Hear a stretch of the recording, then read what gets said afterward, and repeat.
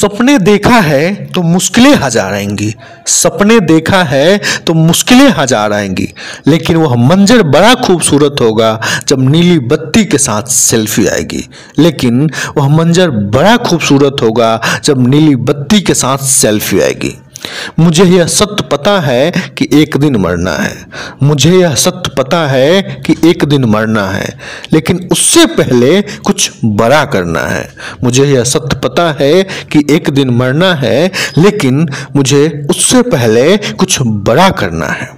कुदरत ने सभी को हीरा बनाया है, कुदरत ने सभी को हीरा बनाया है। जो जितना घिसेगा उतना ही चमकेगा, जो जितना घिसेगा उतना ही चमकेगा। आईएएस बनना इंडिया के युवाओं का सबसे पसंदीदा जॉब है।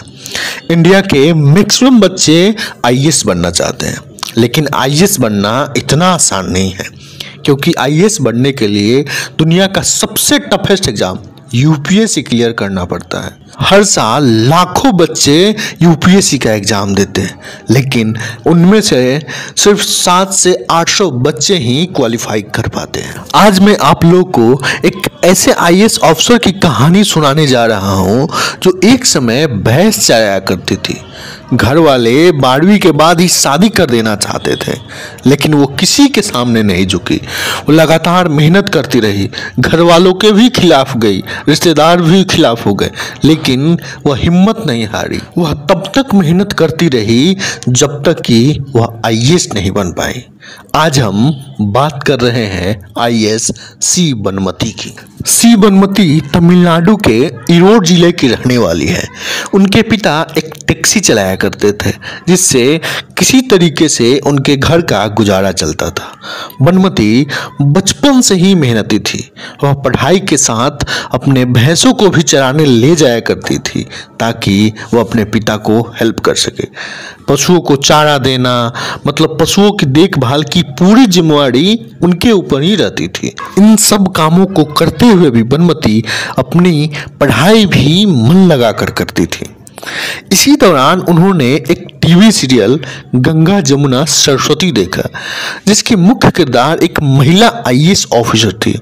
उसे देखकर बनमती बहुत प्रभावित हुई और वह ठान ली कि उन्हें भी अब आईएएस ऑफिसर ही बनना है। अब बनमती हमेशा आईएएस बनने के बारे में सोचा करती। इसी बीच एक दिन उन्होंने अपने जिला के महिला कलेक्टर को देखा। उसके बाद तो उसके दिल में एक जुनून सा पैदा हो गया आईएएस बनने का। इधर बनमती आईएएस बनने का सपना देख रही थी और उधर उनके घर वाले उनकी शादी के बारे में सोच रहे थे। बनमती जैसे ही 12वीं पास की, वैसे ही उनके घर वाले और खासकर रिश्तेदारों ने शादी करने के लिए दबाव डालने लगे, लेकिन बनमती शादी से साफ इनकार कर दी और अपना पढ़ाई जारी रखे। बनमती ग्रेजुएशन करने के बाद कंप्यूटर एप्लीकेशन में पोस्ट ग्रेजुएशन किया। क्योंकि घर की आर्थिक स्थिति उतनी अच्छी नहीं थी, इसलिए उन्होंने एक प्राइवेट बैंक में नौकरी भी ज्वाइन कर ली और साथ ही साथ यूपीएससी की भी तैयारी करती रही। लेकिन पहले अटेम्प्ट में बनमती यूपीएससी क्लियर नहीं कर पाए।